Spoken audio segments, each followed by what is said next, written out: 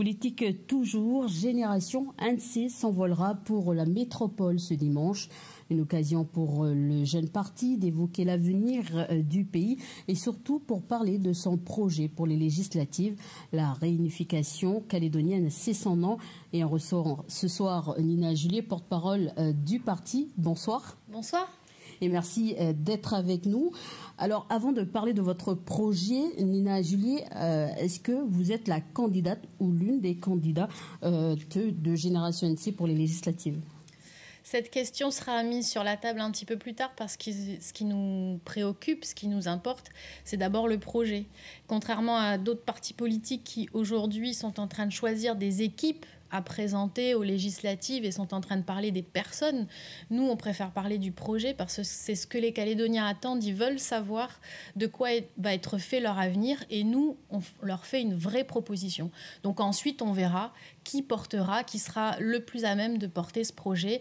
On aura évidemment 2 candidats, un dans la première circonscription, un dans la deuxième, mais c'est une question qui viendra plutôt fin mars. Alors, est-ce que vous allez en métropole ce dimanche, vous allez rencontrer Emmanuel Macron ? Effectivement, nous allons essayer de le rencontrer parce qu'il va certainement annoncer sa candidature à la présidentielle dans les jours à venir. Donc on aimerait bien être présent. On y va d'ailleurs accompagné de la présidente du comité de soutien, Sonia Lagarde, et du directeur de campagne, Christopher Gigès.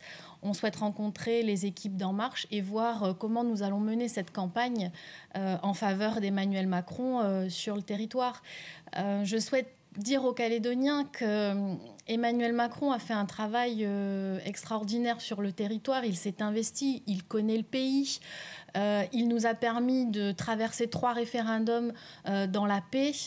Aujourd'hui, les loyalistes, nous sommes satisfaits puisque la Nouvelle-Calédonie reste française.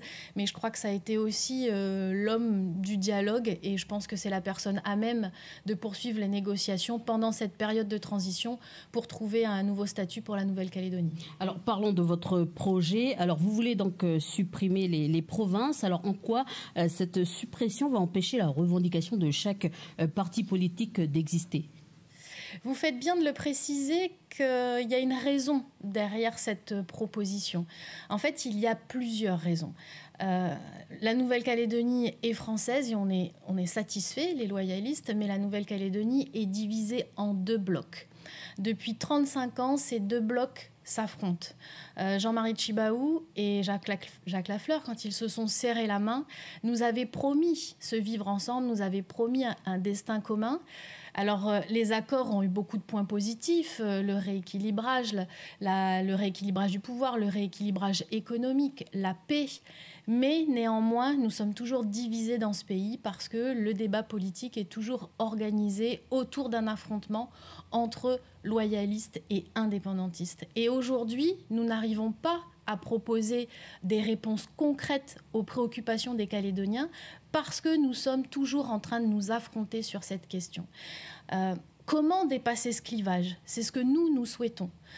On veut être en capacité aujourd'hui de tous réfléchir comme des Calédoniens et se positionner comme des Calédoniens qui avons envie que notre pays avance.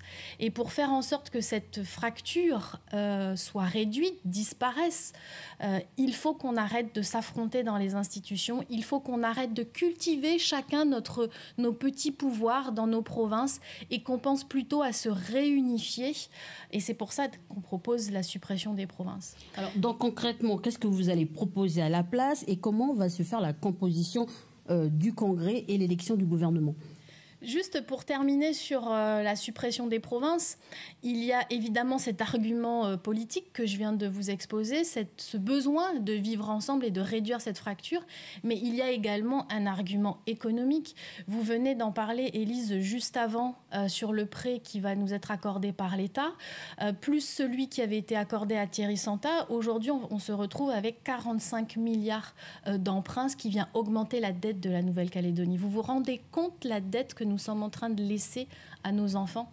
La Nouvelle-Calédonie n'a plus les moyens de financer son administration, de financer ses dépenses de fonctionnement parce qu'elle a trop de services publics. Vous proposez justement pour épurer cette dette ?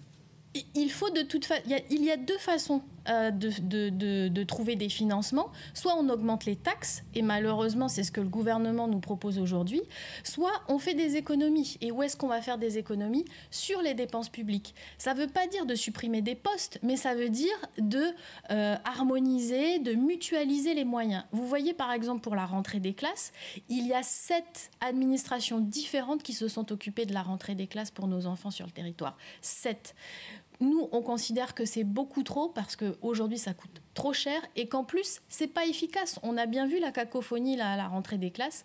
On n'arrive plus à être efficace et cohérent parce qu'il y a un millefeuille administratif qui nous empêche d'avancer.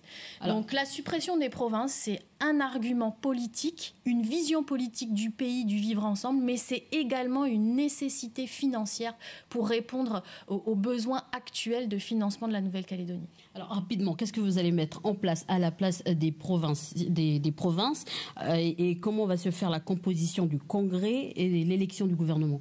Donc nous, ce qu'on souhaite, c'est conserver un pouvoir central fort au travers d'un exécutif, le gouvernement, et d'un législatif qui sera le Congrès de la Nouvelle-Calédonie, où il y aura une répartition du pouvoir, puisque les partis différents seront représentés, et ces partis différents devront trouver une alliance pour élire un président du gouvernement à la majorité. Ce président du gouvernement désignera ensuite les membres de son gouvernement qui seront à l'image des partis qui auront fait alliance pour être représentés.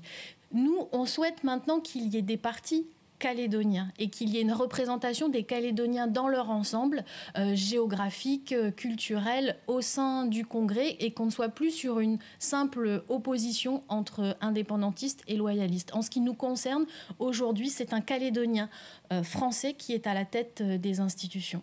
Et une fois que le gouvernement aura mis en place des politiques publiques cohérentes, des feuilles de route, on donne plus de pouvoir aux communes qui sont le vrai échelon de proximité avec les Calédoniens pour mettre en œuvre la feuille de route qui aura été décidée par le gouvernement.